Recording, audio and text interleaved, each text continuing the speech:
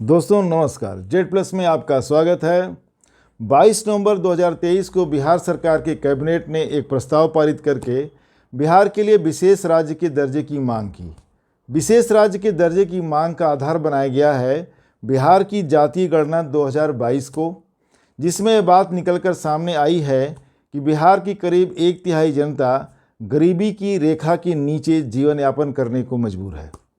दोस्तों, आज जानने की कोशिश करेंगे कि क्या होता है विशेष राज्य का दर्जा, क्या होते हैं इसके फायदे, बिहार क्यों मांग कर रहा है विशेष राज्य का दर्जा। यह भी जानेंगे कि इस पर रघुराम राजन कमेटी की रिपोर्ट क्या है, यह भी कि क्या बिहार को विशेष राज्य का दर्जा मिलना चाहिए। दोस्तों, आगे बढ़ने से पहले आपसे एक छोटी सी गुजारिश, रिक्वेस्ट, अगर आपने मेरे चैनल को अभी तक सब्सक्राइब नहीं किया है तो प्लीज़ सब्सक्राइब कर लें और बेल आइकन को प्रेस कर दें ताकि आप तक मेरे जो भी नए वीडियो बनते हैं पहुंचते रहें। आते हैं पॉइंट पर। दोस्तों, विशेष राज्य का दर्जा होता क्या है, पहले तो ये जानते हैं। यह वर्गीकरण केंद्र सरकार द्वारा किया जाता है उन राज्यों के विकास में मदद करने के लिए जो भौगोलिक या सामाजिक आर्थिक कारणों से पिछड़ेपन का शिकार हैं। दोस्तों, विशेष राज्य का दर्जा प्रदान करने की बात पहली बार 1969 में 5वें वित्त आयोग की सिफारिशों में की गई। वित्त आयोग ने मुख्य रूप से 5 कारणों को विशेष राज्य का दर्जा प्रदान करने का आधार बनाया। पहला, पहाड़ी और दुर्गम क्षेत्र हो। दूसरा, कम जनसंख्या घनत्व वाला या आदिवासी बहुल क्षेत्र हो। तीसरा, अंतर्राष्ट्रीय सीमा से लगा क्षेत्र हो और सामरिक दृष्टि से महत्वपूर्ण हो। चौथा, आर्थिक एवं आधारभूत संरचना का पिछड़ापन, यानी कोई इलाका आर्थिक रूप से कमजोर हो और इंफ्रास्ट्रक्चर की भारी कमी हो, ढांचा। पांचवा, राज्य की आर्थिक स्थिति खस्ता हाल हो। इस तरह 5 मापदंडों यानी क्राइटेरिया पर विचार किया जाता है किसी भी राज्य को विशेष राज्य का दर्जा प्रदान करने से पहले। दोस्तों, 1969 में 3 राज्यों जम्मू एंड कश्मीर, आसाम और नागालैंड को विशेष राज्य का दर्जा प्रदान किया गया।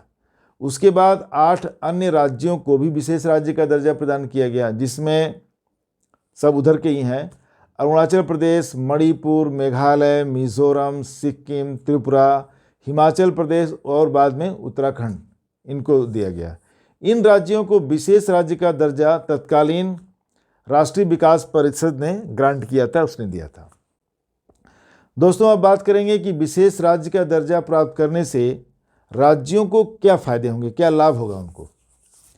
गाडगिल मुखर्जी फार्मूले के अनुसार राज्यों को मिलने वाली केंद्रीय सहायता यानी सेंट्रल असिस्टेंस का 30% सिर्फ विशेष दर्जा प्राप्त राज्यों के लिए ही आवंटित किया गया था। योजना आयोग की समाप्ति के बाद 14वें और 15वें वित्त आयोग की सिफारिशों के अनुसार अब विशेष राज्य का दर्जा प्राप्त राज्यों को मिलने वाली केंद्रीय सहायता को एक डिविजिबल पूल फंड में समाहित कर दिया गया, सारा एक साथ।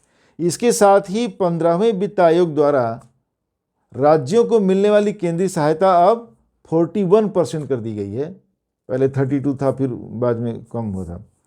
इसके अलावा केंद्र सरकार द्वारा प्रायोजित योजनाओं में सेंट्रल स्टेट फंडिंग यानी केंद्र राज्य फंडिंग का अनुपात सामान्य राज्यों को मिलने वाले 60-40 या 80-20 से बढ़ाकर 90 और 10 कर दिया गया है। ये बड़ी बात है। साथ ही बहुत से दूसरे प्रोत्साहन या इंसेंटिव्स भी विशेष दर्जा प्राप्त राज्यों को मिलते हैं, जैसे कस्टम, सेंट्रल एक्साइज, दूसरे टैक्सों में भारी छूट मिलती है। दोस्तों, सवाल उठता है कि बिहार क्यों मांग रहा है विशेष राज्य का दर्जा। समय समय पर विभिन्न राजनीतिक दल बिहार को विशेष राज्य का दर्जा प्रदान करने की मांग करते रहे हैं।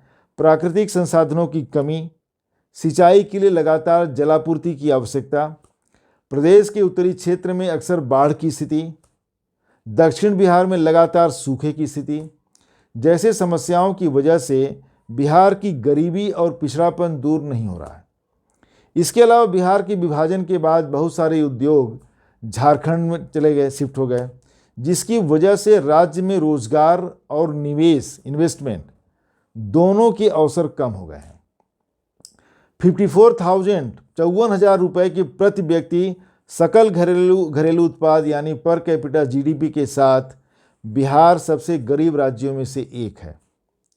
मुख्यमंत्री नीतीश कुमार ने कहा है कि राज्य में 94 लाख से भी ज़्यादा परिवार गरीबी की रेखा के नीचे जीवन यापन करने के लिए मजबूर हैं। यदि बिहार को विशेष राज्य का दर्जा प्रदान किया जाता है तो करीब 2.5 लाख करोड़ का फंड मिल सकता है, जिसे अगले 5 वर्षों में तमाम जन कल्याणकारी योजनाओं को लागू किया जा सकता है। दोस्तों, आइए जानते हैं कि क्या ऐसे दूसरे राज्य भी हैं जो विशेष राज्य की दर्जा प्रदान किए जाने की मांग कर रहे हैं।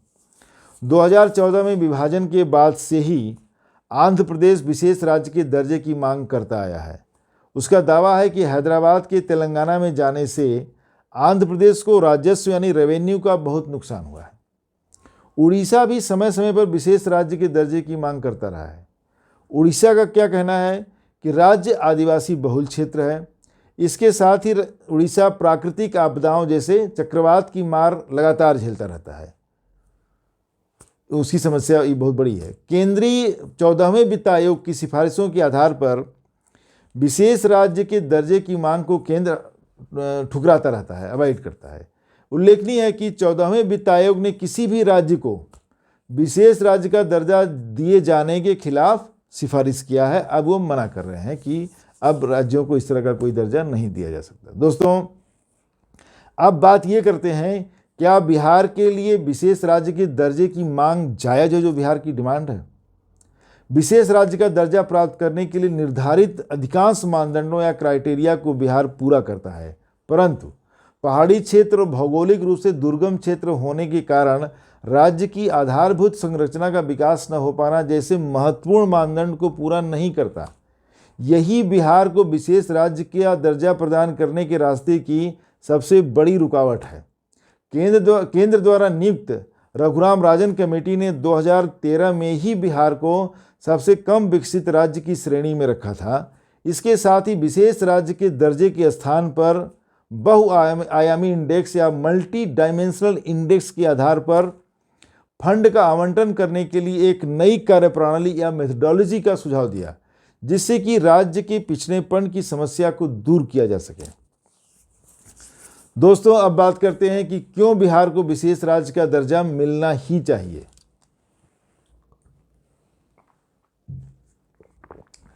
बिहार भारत का दूसरा सबसे बड़ी आबादी वाला गरीब राज्य है, जहां अधिकांश आबादी समुचित सिंचाई के अभाव में मानसून, बाढ़, सूखे के बीच बहुत ही कम निम्न उत्पादकता वाली कृषि पर जीवन यापन करने के लिए मजबूर है। करीब 96% कृषि छोटे और मझले किसानों के पास है। करीब 32% परिवारों के पास या तो कोई ज़मीन नहीं है, और अगर यदि थोड़ी बहुत है भी तो नहीं के बराबर ही है।